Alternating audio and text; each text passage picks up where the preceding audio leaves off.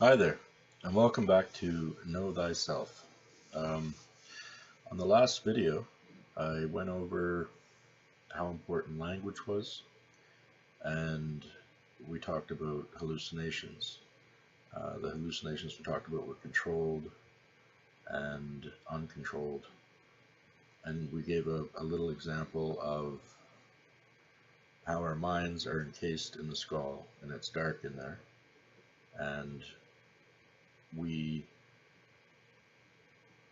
produce hallucinations, whether they're auditory or visual, to make sense of reality, to daydream, to remember memories, all this stuff that were called hallucinations.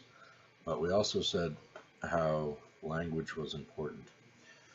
And the importance of language is huge because we know what we were talking about over the last episode. So if you walked up to somebody and asked them, how do you hallucinate God? They would probably look at you pretty funny, right? And they would think that you were making fun of them or whatever. They'd become defensive possibly.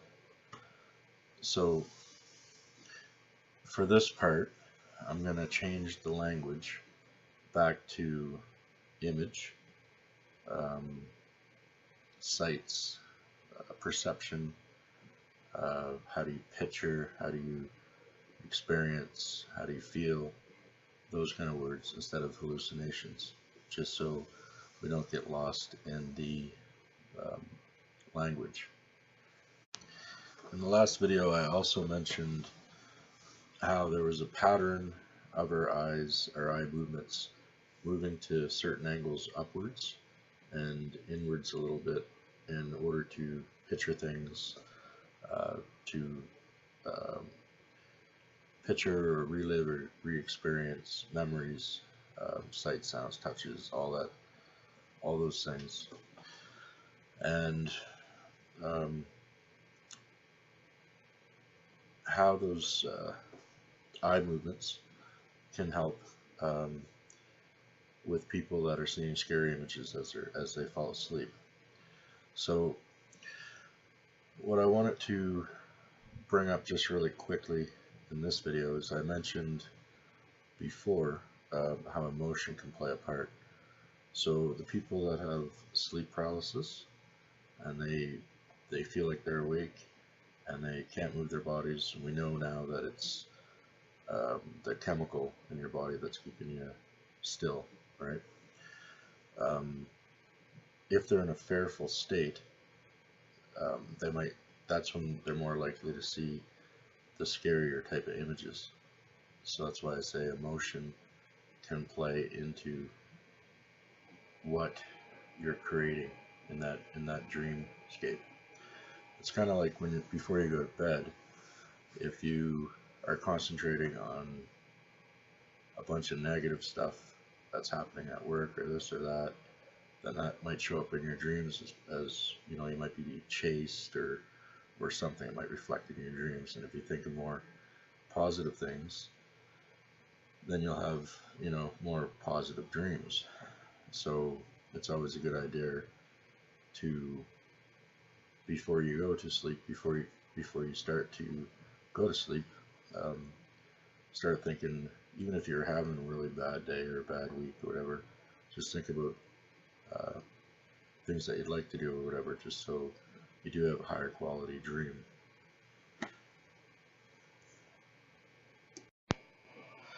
The Epic of Gilgamesh was written around 2150 to 1400 BCE. It's called the Great Sumerian Babylonian Poetic Work.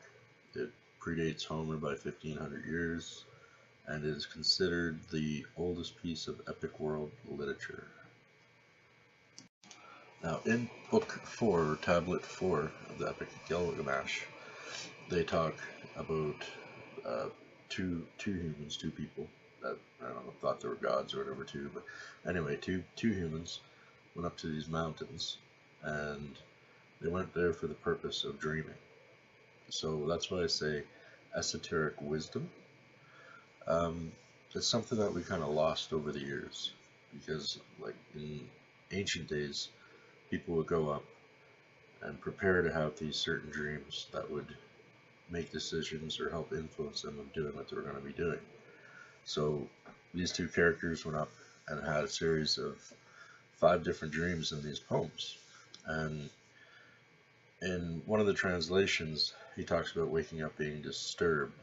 And another one, they talk about being paralyzed.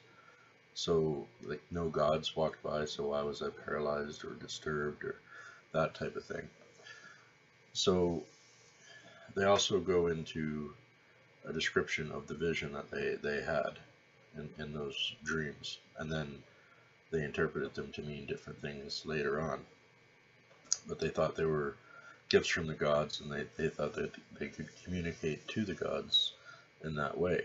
And that went from that religion, the Gilgamesh, the Sumerian religion with the Anunnaki, down into the Egyptian, into the Roman, into, you know, all kinds of different religions we have throughout the world today. So esoteric wisdom is basically about dreams, is in this particular topic. And myself personally, I don't think it's any esoteric wisdom or anything else. It's just dreams and how we understood them then and how we understand them now. And is there much of a difference? I guess it's between the people, I guess. However, the Gilgamesh one, a lot of people ain't really fully connected to it, so it'll be easier to talk about it. I just find it really fascinating because of the time period, like 1400 BCE, 2150 BCE. So the people back then were experiencing the same stuff we're experiencing now. So they were basically just like us, right? So in my first video, I mentioned about putting a guitar pick on the ceiling, and as you're laying in bed going to sleep, have your eyes open, looking at the pick, trying to move it. Once it starts to move or change colors, then you know you were dreaming. That's also kind of an induction for sleep paralysis, because once that happens, everything's going to look the same in your room. However, you're not going to be able to move your body.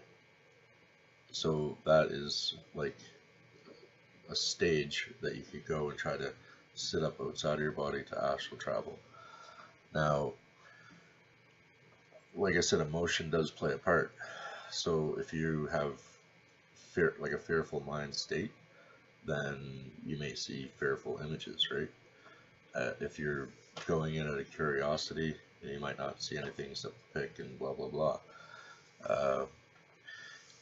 I've read in old Kabbalah teachings and stuff like that, they would basically do those types of things like astral travel and that. They would preset their experience, kind of like Gilgamesh and them guys, how they went up and they intentionally dreamed and kind of almost preset what was going to happen.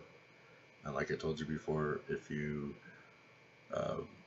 think about negative stuff before you fall asleep, you're kind of presetting your dream to go into a negative dream where you're being chased or whatever. Where you can preset your dream by thinking about good experiences. You can also preset your visions in the same manner. So if you preset a vision, like in the Kabbalic teachings, they would preset a angel or a demon or whatever, and they would have like a very visual image and stuff, and they would have questions and they would go in and talk to it, right? But I mean, we know a lot about lucid dreaming and astral travel and how we enter those states nowadays. So, like for example, we could start the Big Red Barn.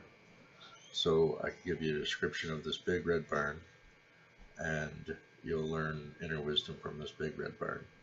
And then you could go and lucid dream or astral travel and visit this Big Red Barn and ask the answers that you want and talk to it, instead of an angel or this or that, because you know it's just a dream when it comes to the big red barn. However, a lot of people still think that dreams are gateways to um, higher entities. So so we haven't changed in that respect since 1450 BC or BCE or whatever. But the trick is presetting. So, and there's a difference between when you go into a vision or dream with curiosity, because then you end up like Tesla and moving pictures around, inventions and stuff like that, or Einstein, where you'll see numbers drop down and work on equations.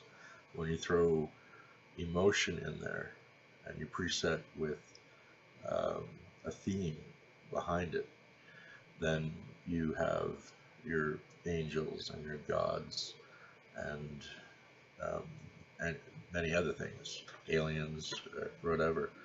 Um, but the information that you get is a collection of your knowledge, right?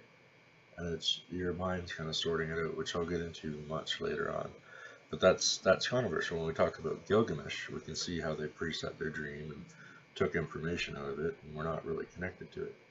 But then when you get into nowadays, it's then you got Joseph Smith who preset his visions and stuff, and you got Ellen White, another one that preset visions and started religions based on those visions, and then you can see it's kind of like, oh, wait, you know. But dreams are dreams.